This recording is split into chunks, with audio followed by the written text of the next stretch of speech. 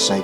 Misaotra anao indrindra raha io atokana sy atolotra ho anao ny voninahitra ny saotra sy ny tera amin'ny anaran'i Jesosy Kristy zanaka aho misaotra anao zahay. Halleluja, amen.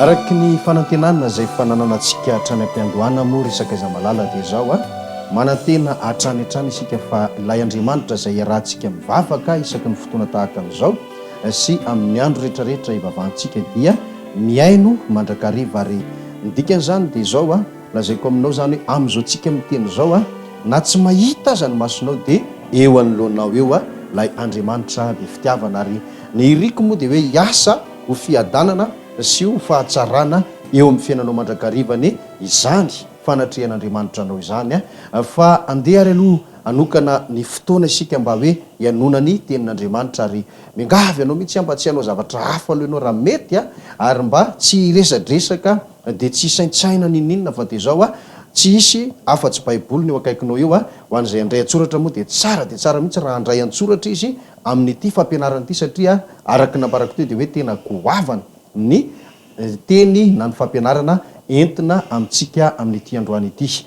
Fantaro ary fa tsy hanazo fampianarana zao fa izany dia fitaovana hitenenana fotsiny fa ny tena tompon'ny fampianarana dia ilay tompon'ny fahamarinana izay efa nampianatra ny olona hatram'izay ka hatram'izao dia Jesosy Kristy izay nampianatra azy satria niseho tamiko izy io ka dia iresaka ny toyany zavatra izay novelarintsika teto tamin'ny fantarantsika farany isika mikasikasika an'ireny hoe faminaniana maro isan-karazany izay nirahana hita nirahana lala fa tsy nisy tanteraka ary saiky ny voana avokoa raha tena nandinika tsara sy niarana mantatra isika tsirairay avy. Ny antony moa dia efa nivakiana teto zany fa andeha ho averintsika vakina nombona nyity androany ity indray ny bokyny Deutéronomia dia ny toko 9 andinina 1 sy 2. Deutéronomia toko 9 avy hatrany dia ny 2 ihany ny vakitsika ary amin'ny anaran'i Jesosy Tompo zao ny voalazan'ny teny ary. Raha miteny amin'ny anaran'i Jehovah ny mpaminany ka tsy efa ny zavatra na tsy tanteraka dia teny izay tsy nolazain'i Jehovah izany. Tamin'ny fahasasaina no nilazan'ny mpaminany zany koa aza matahotra azy. Zay no teny namaranantsika ny fampianarana farany anomboantsika ny fampianarana androany indray.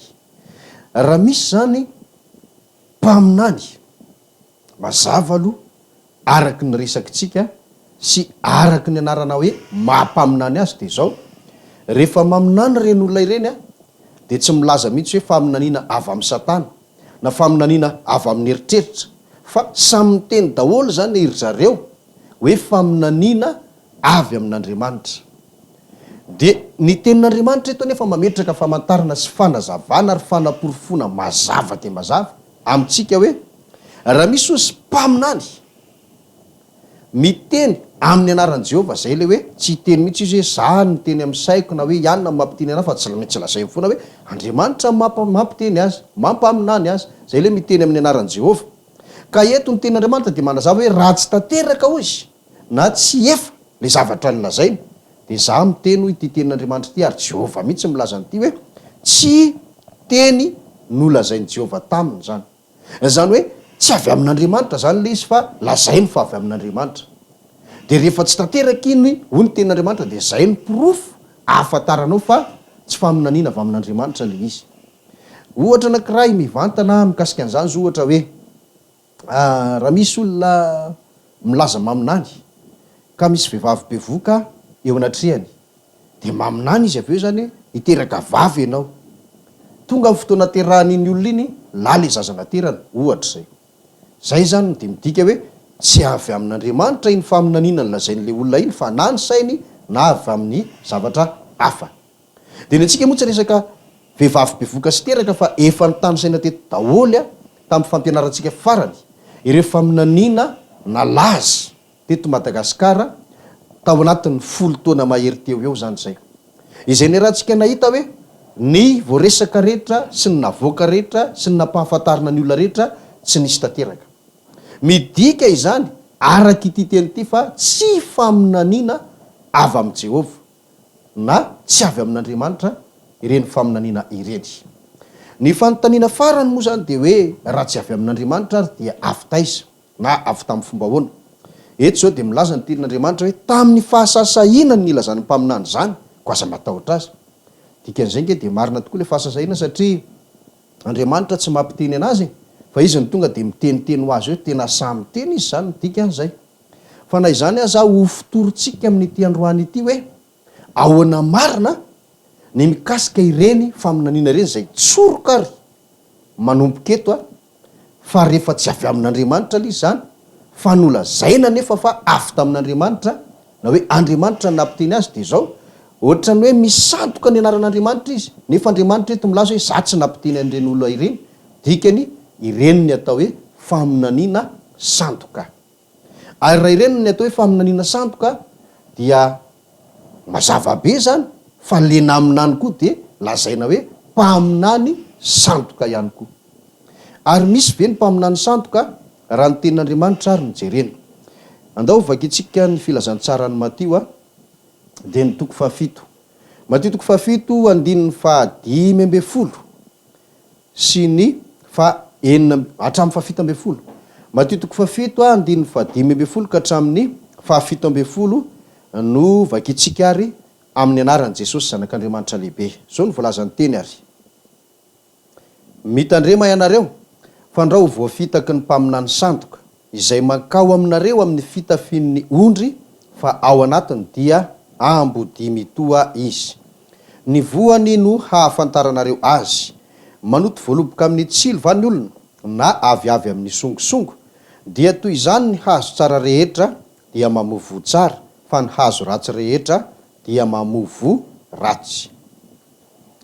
Aleo aloha hazava tsara ny resaka ampitaina amintsika rehetra.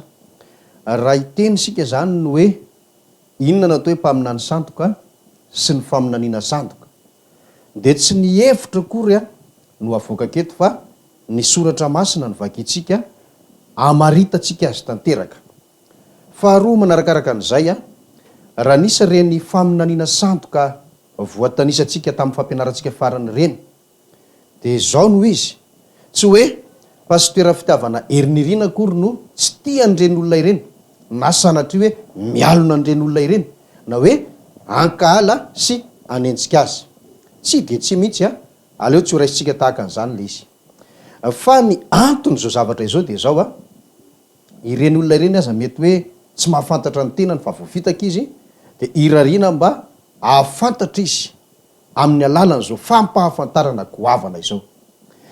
Ary indrindra isika zay hoe vahoaka te ho vahoaka an'Andriamanitra te azo sitraka amin'Andriamanitra te azo an'le fiainana mandrakizay nefa mialokaloka ao anatin'ny fampianaran-diso sy araky ny nanambarana azy teto hoe mpaminany sandoka de zao ny tadidio nazava ny tenin'Andriamanitra tany amin'ny Apokalipsy toko 7:14 hoe miombona ota aminy ianao ary ahazo anao koa ny loza zay anjo azy raha toa ka mbola mipetraka ao anatin'ny toerana io ianao. Ny antony ampahafantarana azy ary de zao tahaka ny hoe latsaka ao anaty lavaka ianao de manipitady izay na mandefa tohatra izay ekaranao. Izao fampianarana sy fampahafantarana zao zany dia lalam-pamonjena ho an'izay rehetra tafalatsaka tao anatin'ny tsy fahalalana ka miaina ao anatin'ny fahadiso-kevitra sy ny fampianaran-diso. Inona ary ny atao hoe mpaminany sandoka araky ty tenin'Andriamanitra ity fa tena misy le izy araky zao teny vakitsika zao hoe mitandrema ianareo ho izy fa ndra ho voafitaky ny mpaminany sandoka. Ny mpaminany sandoka zany aloha de tsy misy tanjona tsy misy zavatra taony afa-tsy ny hoe amitaka. De izao ny fandehan'le fitaka makao aminareo izy araky ny teny Jesosy Kristy de zao mitafy ondry fitafian'ny ondry nefa ozy izy tsy ondry io fa ambodimy toy io. Inona ny dikan'izany ary zay tokoa le tena hoe fitaka angeo efa ny teny an'izany matetika de matetika teto amin'ity fandaharany ity ny fitaka aneo ka raha hoe devoly no tonga ao aminao tsy hiteny mihitsy izy hoe za devoly manaikenao fitahako fa raha mitaka anao izy de mampiasa ny atao hoe fisandohana zany hoe tsy miteny izy hoe devoly fa mety hiteny izy hoe Jesosy ohatra de ohatran'izay mihitsy zany ty tonga zany mpaminany sandoka mety hoe mandondom-baravarana fa ny atsika zany raha nyresaka aloha tsy nandondom-baravarana fa namoaka fanambarana namoaka faminaniana oretany oren-danitra de ireny zany de azo lazaina tanteraka mihitsy a araky ty tenin'Andriamanitra ity hoe mitafy fitafian'ny ondry izy. Inona moa le atao hoe fitafian'ny ondry?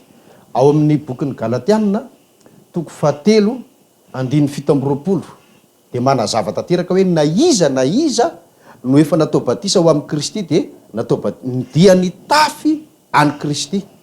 Zany hoe re olon'ireo zany de jerenao ohatrany hoe mitafy any Kristy ary tena mitafy any Kristy. Zany hoe tena mpivavaka izy, manana an Jesosy izy, zay le hoe fitafian'ny ondry. Nefa ny tena izy ay tsy Jesosy no anatiny fa le ambodi na ny devoly sy satana. Zay zany le hoe mpaminany sandoka mamitaka, zany hoe miteny izy raha jerena koa izy zao de ohatrany hoe tena mpivavaka izy ary tena hoe misy proof be dehibe mihitsy raha jerena ety amin'ny endrika ivelany sy ny fiseho ivelany, tena be dehibe no hanamarinana azy fa olon'Andriamanitra izy, nefa fitaka io, sandoka io, fa ny tena ao anatiny de satana. De mitoy ny tenin'Andriamanitra ety zao ihany nge hoy Jesosy ny voany ihany ny afantaranareo azy, ary maro ny teny io hoe raha raisitsika le hoe ondry sy ambodi teo, mbola tsy nisy teto amin'ity tany ity zany, zany hoe mahita ondry ianao a nefa rehefa maneno a mivovoatra ny alika, tsy misy zany zay. Fa ohatr'izay zany ty zavatra ty de ny hazo koza izy de fantarina amin'ny voany, satria zao a raha voaloboka ozy izy ny ambolena de tsy tsilo mihitsy no hotazany eo, ary raha ohatra ka songosongo ny ambolena tsy aviavy koa no hotazan'ny olona eo fa tsy maintsy songosongo ihany. De ny hazo tsara rehetra ozy izy de tsy maintsy mamovo tsara, ny hazo ratsy rehetra de tsy maintsy mamovo ratsy. Ka ho idirantsika rehefa avy eo hoe inona le vo tsara, inona le vo ratsy, na hoe inona le feoan'le zanak'ondry na le fitafian'ny ondry, ary inona le hoe feoan'ny ambodi. Fa ny mpaminany sandoka zany de zao a, mpaminany izy, mpivavaka izy, fa saingy tsy Andriamanitra ny ao anatiny ary tsy Andriamanitra miasa aminy fa satana. Izy nefa miseho ho tahaka ny olon'Andriamanitra satria hamitaka izy. De zay le fiseho zay ny atao hoe sandoka, ary zay mampaminany sandoka azy zay. De eny ary mitoy ihany ny tenin'Andriamanitra fa Jesosy Kristy no efa nametraka izao teny zao a hoe ahoana ny fomba atateraka an'izany zavatra zany. Ao amin'ny filazantsarany Matio ihany a de ny 4:20 ary 15 indray ny vakitsika. Matio 4:20 de ny 15. Amin'ny anaran'i Jesosy zanak'Andriamanitra lehibe no amakitsika ny tenin'Andriamanitra manao hoe: fa maro no ho avy amin'ny anarako anao hoe izaho no Kristy, ka maro no ho voafitany. Eto zany de manamafy an'le teo le hoe le teo zany mpaminany sandoka, olona io zany milaza mpaminan'Andriamanitra, milaza mpivavaka, nefa ay tsy Andriamanitra no mampaminany azy. Satria nahoana de hitantsika teo zany le hoe tsy tanteraka aloha le zavatra naminan'iny, fa ho resantsika koa zany le hoe ny voany ny afantarana azy a rehefa avy eo. De eto indray nefa zavatra ray indray ny tenen'i Jesosy Kristy, maro indray no ho avy amin'ny anarako hanao hoe izaho no Kristy. Misy indray zany ary tsy ray tsy roa fa maro ny atao hoe Kristy sandoka. Ary amin'ny mahasandoka azo a de ohatran'le nazavaiko toy ihany hoe amitaka izy ka voalaza eto koa hoe maro no ho voafitany. Satria nahoana io koa zany amin'ny Kristy sandoka azy de zao raha jerena ivelany sy amin'ny zavatra ivelany de tena hoe Jesosy, tena hoe Kristy, nefa ay sandoka io, fa ny marina zany a tsy Kristy io fa sandoka io. Ohatran'le hoe mpaminany sandoka any raha jerenao mitafy fitafian'ny ondry, ay izy ty a ambodiny ao fa alika mihitsy zany ao fa finosina odi-janak'ondry fotsiny, ohatraohatran'izay zany le mpaminany sandoka. De ohatr'izay koa ny Kristy sandoka zany satana io, fa mody miseho ho Kristy. De ho azavaintsika ihany iny fa misy teny vakitsika tia anamafisantsika an'izay zavatra izay. Ao amin'ny Koritianina 2 de ny 1:20. Koritianina 2 1:20 andininy efatra. Koritianina faharoa toko faha 1 andiny faha-efatra. Amin'ny anaran'i Jesosy Tompo, zao ny voalaza ny teny ary. Fa raha misy tonga ka mitory Jesosy hafa izay tsy notorianay, na ianareo mandray fanahy hafa na filazantsara hafa izay tsy noraisinareo, ay tsara ny andeferinareo amin'izany. Dia eo moa zany tsy azavaintsika loatra zany hoe inona moa natonga ny Paoly ny teny hoe ay tsara ny nandeferinareo amin'izany. Fa ny tena tsindritsika zany dia hoe misy ny atao hoe Jesosy hafa. Inona moa na iza moa natao hoe Jesosy hafa? Le noresahany Jesosy novakitsika farany teo tany amin'ny Matthieu 4:20 andiny 5 manao hoe maro no avy amin'ny anarako ka anao hoe izaho no Kristy. De mazava be koa fa ireo koa zany de manana filazantsara hafa. Misy arak'izany ny Jesosy Kristy le tena zanaka lahatokan'Andriamanitra, le tena izy, de manana ny filazantsarany izy, atao hoe filazantsarany fahamarinana. Misy kosa ao ankilan'izay zany ireo tsy ray tsy roa fa maro, Kristy sandoka, Satana io fa mody miseho Kristy, de ireo koa zany samy manana ny filazantsarany. De izay no natonga ny apôstôly Paoly ny teny nanazava eto manao hoe misy ny Kristy hafa na Jesosy hafa, de misy koa ny filazantsara hafa. De mazava be ny teniny eo zay manaraka sy mino any Jesosy hafa io ka mandray ny filazantsara hafa teneniny, ireny ny ataony hoe mandray fanahy hafa. De misy ifandraisany daholo zany le hoe Jesosy hafa, filazantsara hafa, fanahy hafa sy le hoe mpaminany sandoka. Misy ifandraisany reo ary mazavaiko aminao tsara zany ny ifandraisany. Fa amafisitsika ihany aloha ny tenin'Andriamanitra manamarina zay rehetra zay eo ambany eo any amin'ny Koritianina faharoa toko faha 1 io de ny andininy 17 ka hatrany amin'ny 15. Koritianina faharoa toko faha 1 andininy 17 ka hatramin'ny andininy 15. Amin'ny anaran'i Jesosy Tompo ary zao ny voalazany teny.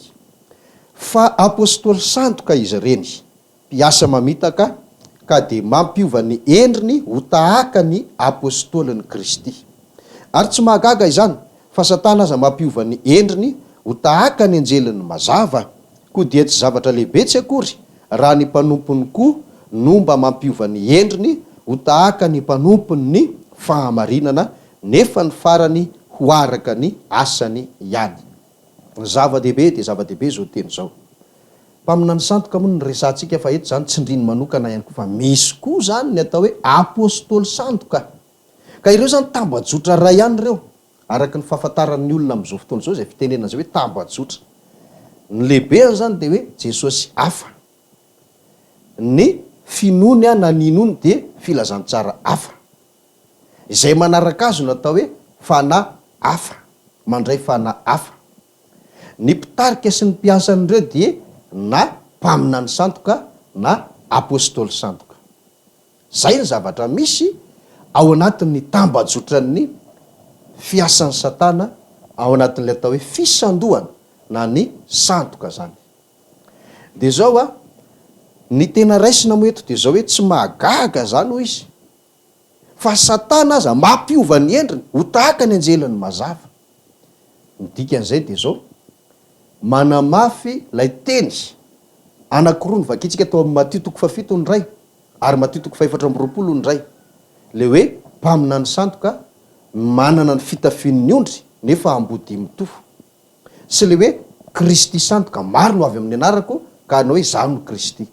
Dikan'izany de zao le Kristy sandoka araka ny efa nazavaiko teo de Satana io, fa mampiova ny endriny ho tahaka ny endriky Kristy.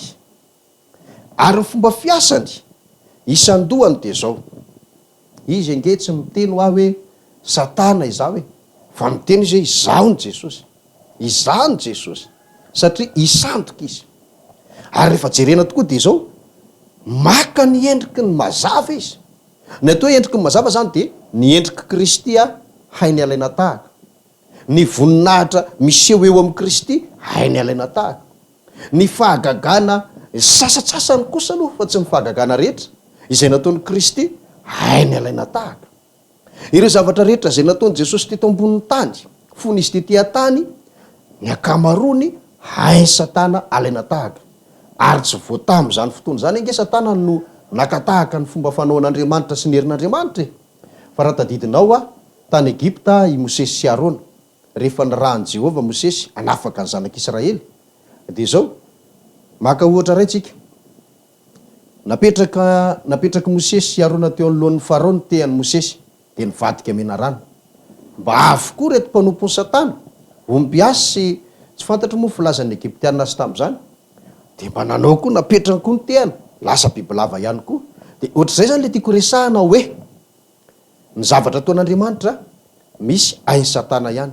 Fa na tam'izay tantara resantsika zay raha de nasehoan'Andriamanitra ihany nefa hoe ny Satana na misy ary misy fetrany, sady tsy mahavita ninina resiny le an'Andriamanitra, satria natelin'le menarana tehan'ny Mosesy ireo menarana tehan'reto ombiasy reto. Apetratsika eo iny fa iverina amin'ny tantarantsika isika hoe hainy Satana no mampiova ny endriny ho tahaka ny anjeliny mazava, zany hoe mahay maka ny endrika Kristy izy, de mahay manao ny fanaoan'i Jesosy Kristy izy. De eo am'izay zany no tena zava-dehibe hoe raha vitan'ny Satana ny maka ny endrika Kristy, ahoana no atongavan'ilay faminaniana sandoka ao am'le olona. Ary aoka ho raisitsika fa tena hoe sandoka le izy, tena sandoka le izy. Zava-dehibe de zava-dehibe tokoa zany fa ny fotoanantsika moa efa madiva ihany, angamba tsy afahantsika miresaka be tsony fa amin'ny fantarantsika aorianan'ity androany ity de ho velarintsika mazava tsara mihitsy hoe ohatran'izao nge ny fomba fiasan'ny Satana ao anatin'ny resaka fisandohana io ka miteraka n'ireny faminaniana ireny zay nitsorintsika hatrany ampandohana, fa matoa tsy tanteraka le zavatra, tsy Andriamanitra no nampaminan'le olona, tsy Andriamanitra no nampaminan'le olona. De mazava be araka ity resaka ity eto aloha zany de hoe hay zany Satana mampaminany an'ireny olona ireny fa mody miseho ho Kristy. Ahoana ny fomba tanteraka an'izany? Zay aloha jerevantsika manaraka fa misy